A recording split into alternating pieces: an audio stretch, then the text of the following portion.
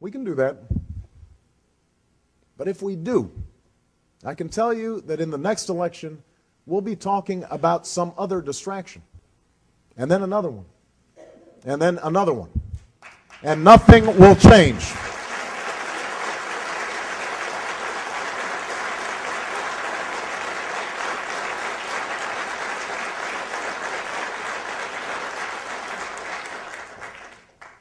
That is one option. Or, at this moment, in this election, we can come together and say, not this time.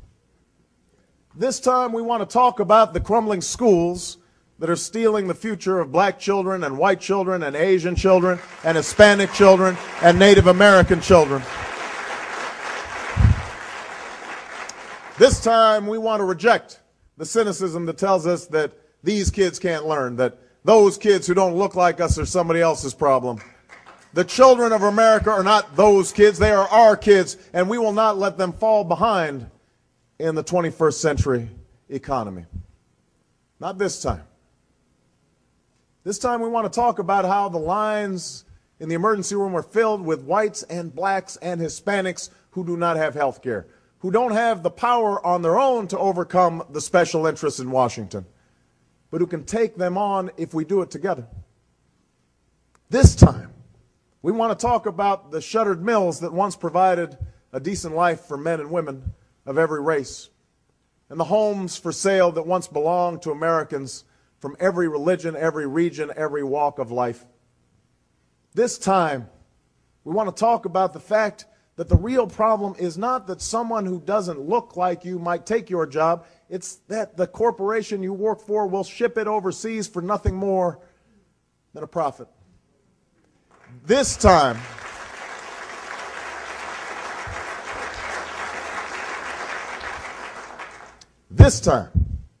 we want to talk about the men and women of every color and creed who serve together and fight together and bleed together under the same proud flag.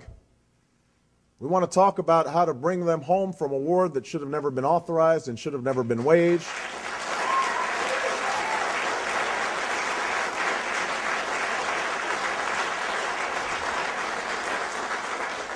And we want to talk about how we'll show our patriotism by caring for them and their families and giving them the benefits that they have earned. I would not be running for president if I didn't believe with all my heart that this is what the vast majority of Americans want for this country. This union may never be perfect, but generation after generation has shown that it can always be perfected. And today, whenever I find myself feeling doubtful or cynical about this possibility, what gives me the most hope is the next generation. The young people whose attitudes and beliefs and openness to change have already made history in this election.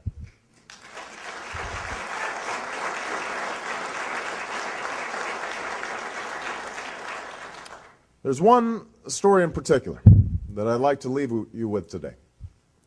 A story I told when I had the great honor of speaking on Dr. King's birthday at his home church, Ebenezer Baptist in Atlanta. There's a young 23-year-old woman, a white woman, named Ashley Bae, who organized for our campaign in Florence, South Carolina. She'd been working to organize a mostly African-American community since the beginning of this campaign. And one day she was at a roundtable discussion where everyone went around telling their story and why they were there. And Ashley said that when she was 9 years old, her mother got cancer. And because she had to miss days of work, she was let go and lost her health care. They had to file for bankruptcy. And that's when Ashley decided that she had to do something to help her mom. She knew that food was one of their most expensive costs. And so Ashley convinced her mother that what she really liked and really wanted to eat more than anything else was mustard and relish sandwiches, because that was the cheapest way to eat. That's the mind of a 9-year-old. She did this for a year until her mom got better.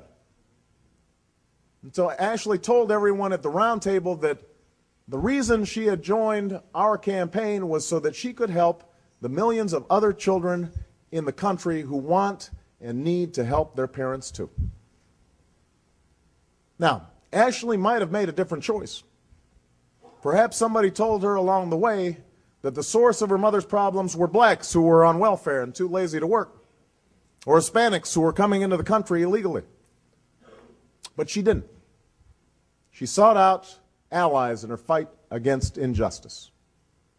Anyway, Ashley finishes her story and then goes around the room and asks everyone else why they're supporting the campaign. They all have different stories and different reasons. Many bring up a specific issue.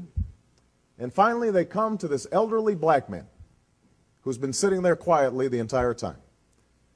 And Ashley asks him why he's there. And he doesn't bring up a specific issue.